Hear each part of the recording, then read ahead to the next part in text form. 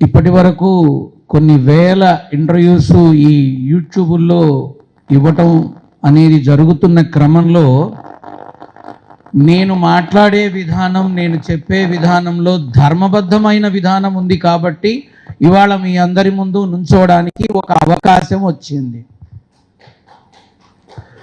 ఈరోజు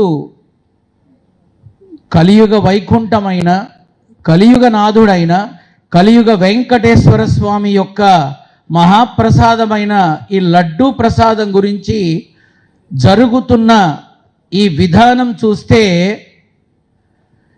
ఈవీఎంల విధానం బయటపడుతుందా, లేక ఇచ్చిన హామీలకి సంబంధించి లెక్కలు అడుగుతారా, లేక జరుగుతున్న విధానంలో జాబ్ క్యాలెండర్స్ అన్నీ లేట్ అవుతున్నాయి కాబట్టి ప్రశ్నిస్తారా, లేక ఇస్తాము అన్న ఇళ్ళు ఇవ్వలేకపోతామా, లేక అమరావతి కట్టలేకపోతామా, లేక ఇచ్చిన ప్రతి హామీని, ఎన్నికలలో చెప్పిన ప్రతి హామీని నిర్వర్తించడం కష్టమవుతుందా?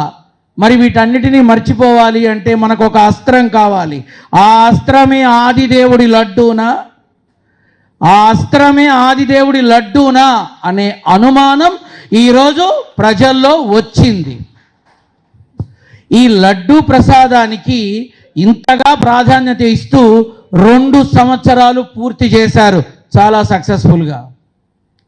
ఇక రానున్న రోజుల్లో కూడా అసెంబ్లీలో, శాసనసభలో ప్రతి ఒక్కళ్ళు కూడా రాష్ట్రంలో ఇంకా ఏ అవసరాలు లేవు, రాష్ట్రంలో ఇంకా ఏ ఉపయోగాలు చేయాల్సిన విధానాలు లేవు, రాష్ట్రంలో పూర్తి చేయాల్సినటువంటి బాధ్యతలు లేవు అన్నట్టుగా ప్రతి ఒక్కరూ కూడా లడ్డూ కావాలా నాయనా అన్నట్టుగా ఈ లడ్డూ మీదే చర్చ చేస్తున్నారు.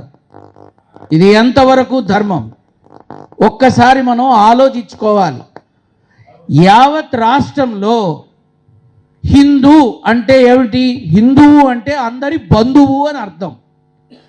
హిందువు అంటే అందరి బంధువు అని అర్థం. ఆ హిందూ ఓటు బ్యాంకు కోసం చేస్తున్నటువంటి క్షణ్యంత్రమా ఈ విధానం అని ఆలోచన వస్తోంది అందరికీ కూడా. ఒక సగటు మనిషిగా చెప్పానుగా, ఒక సగటు మనిషిగా నేను మాట్లాడుతున్నా.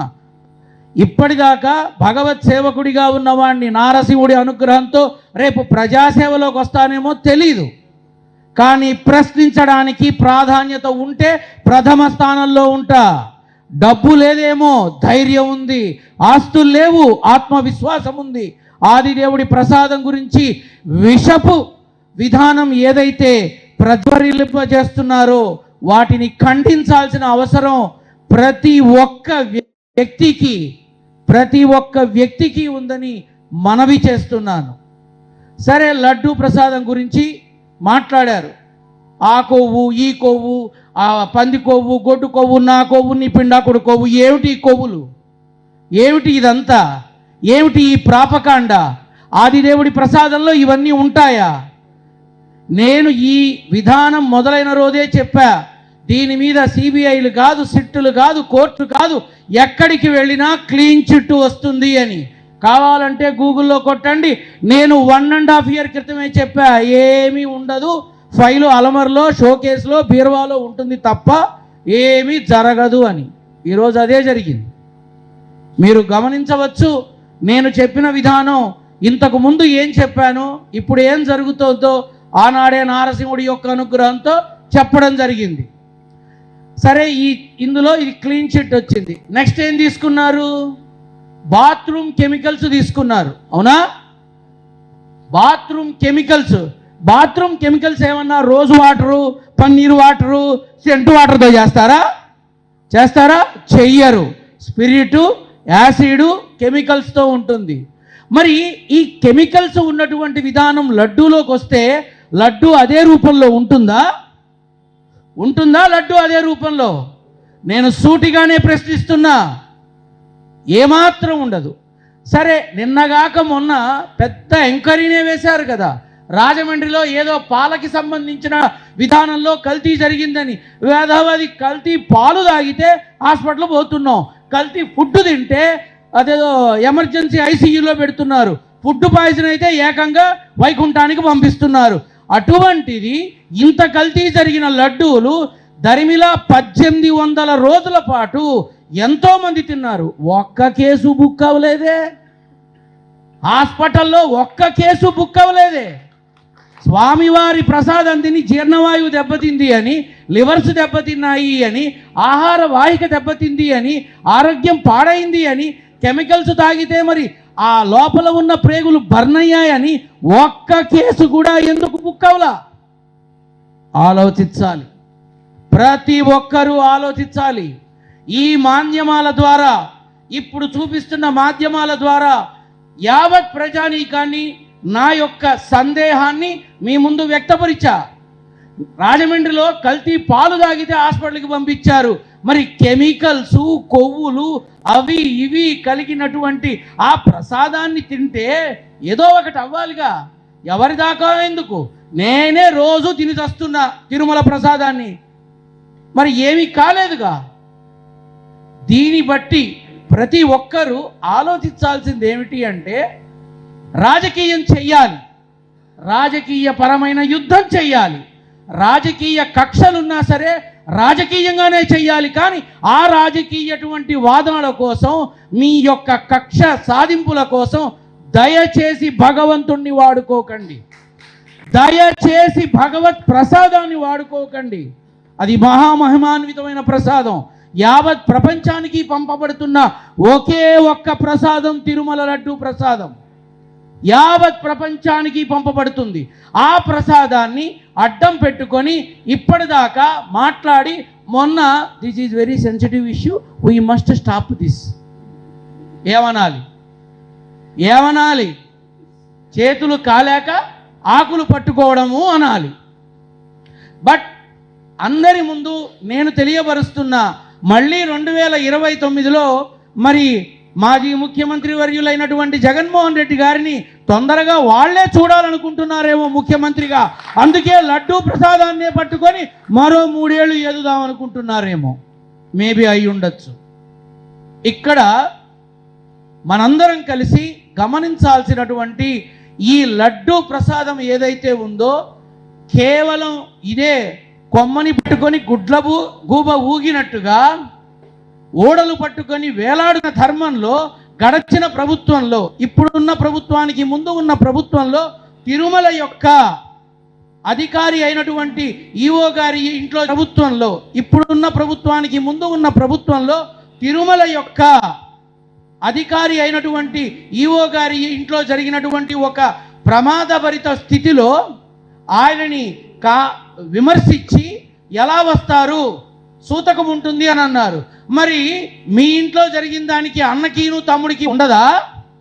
అన్నకి వేరే సూతకం, తమ్ముడికి వేరే సూతకం ఉంటుందా? మరి మీరు ఎలా వచ్చారు మీ మనవడి యొక్క పుట్టినరోజు వేడుకలు జరపడానికి తిరుమల కొండ మీదకి?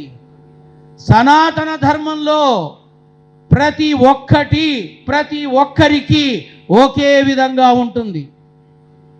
గెలిచాము కదా అని మీకొకలాగా, ప్రతిపక్ష హోదాలో ఉన్నారు కదా అని మాకొకలాగా పొరపాటున కూడా ఉండదు.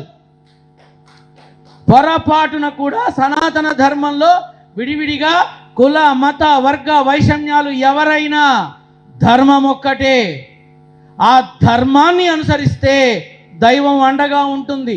తిరుమల ప్రసాదమైనటువంటి ఈ లడ్డూ ప్రసాదాన్ని ఇకనైనా రాజకీయ లాభాపేక్ష కోసం, స్వార్థ ప్రయోజనాల కోసం, మీ లబ్ధి కోసం దయచేసి భగవంతుణ్ణి, భగవత్ ప్రసాదాన్ని వాడుకునే ఆలోచన విరమిస్తే కనీసం విమర్శలు తగ్గుతాయి, కనీసం విమర్శలు తగ్గుతాయి.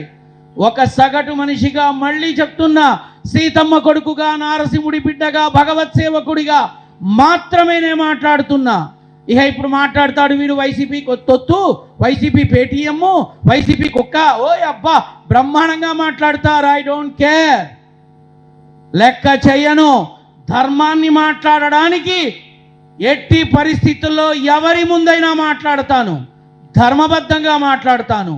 కాబట్టే ఈరోజు ఈ ఆహ్వానాన్ని తీసుకొని రావడానికి అవకాశం తీసుకున్నాను.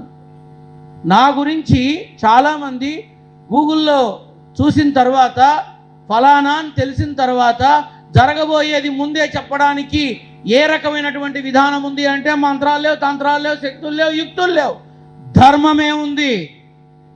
నా తల్లి ఆశీర్వచనం ఉంది, నారసింహుడి అనుగ్రహం ఉంది. నా జన్మస్థలం మంగళగిరి, హైదరాబాద్ నుంచి వచ్చానంటే వేరు కాదు, నేను ఈ ఇంట్లో కుంపటివాణ్ణి. కాబట్టి ఈరోజు జరుగుతున్న ఈ చక్కని హైందవ ఐక్య వేదిక మీద అందరూ కలిసి ఆలోచించాల్సింది ఒక్కటే, రాజకీయాల కోసం భగవంతుడి ప్రసాదాన్ని వాడుకోవడం ఎంతవరకు సమంజసం, ఎంతవరకు సమంజసం అనేది ఒక్కసారి ప్రతిపక్షంగా ఉన్నా పాలకపక్షంగా ఉన్నా భగవంతుడి పట్ల ఒకే విధంగా ఉన్నటువంటి మాజీ ముఖ్యమంత్రి యొక్క విధానాన్ని గౌరవిస్తూ అభినందిస్తూ మరింతగా ఎదగాలని ఆ మనిషి ఆశీర్వదిస్తూ ఇంకా ముందు చాలా అద్భుతాలు చూస్తాం. రానున్న 3 సంవత్సరాల్లో ఈ జగన్మోహన్ రెడ్డి అనబడేటటువంటి ఒక మహాశక్తిని మరింత అణగదొక్కాలని చూసే ప్రయత్నాలని మరింతగా చూస్తాం. ఆయన ఏమిటి సింహం, సర్కస్లో ఉన్న అడవిలో ఉన్న సింహమే అంటారు, ఇంకొకటి అనరు. కాబట్టి ఈ విధానంలో చివరిగా మీ అందరికీ నేను తెలియపరిచేది ఒక్కటే, లడ్డూ ప్రసాదంలో కెమికల్స్ ఉన్నా కల్తీలు ఉన్నా ప్రసాదం 1 గంటలోనే నిర్వీర్యమైపోతుంది. ఇప్పుడే తీసుకొచ్చారు పెద్దవారు, ఆ ప్రసాదం అక్కడి నుంచి ఇక్కడ తీసుకొచ్చారు. అందులో అటువంటి కల్తీలు జరిగితే ఈ పాటికే పాడైపోవాలిగా, రంగు మారిపోవాలిగా, దినమ్మ గడుపు గాలిపోను. పొద్దున వండిన పప్పు కూర సాయంత్రానికే నాశనం అవుతున్నాయి, ఫ్రిడ్జ్ లేకపోతే ఏది ఉండదు. అటువంటిది ఇంత దుర్మార్గమైన విధానంలో ఇవన్నీ కలిశాయి అని అన్నప్పుడు ప్రసాదం నిలబడుతుందా? నిలబడుతుందా? కాబట్టి ఈ విమర్శలు నిలబడవు, ఈ ప్రభుత్వాలు నిలబడవు. కలియుగ వైకుంఠనాథుడితో పెట్టుకుంటే ఏమవుతుందో వారే సెలవిచ్చారు. కాబట్టి ఆ రోజు వచ్చేదాకా మనం ఎదురు చూద్దాం, జెండాని ఎగరవేద్దాం. స్వస్తి.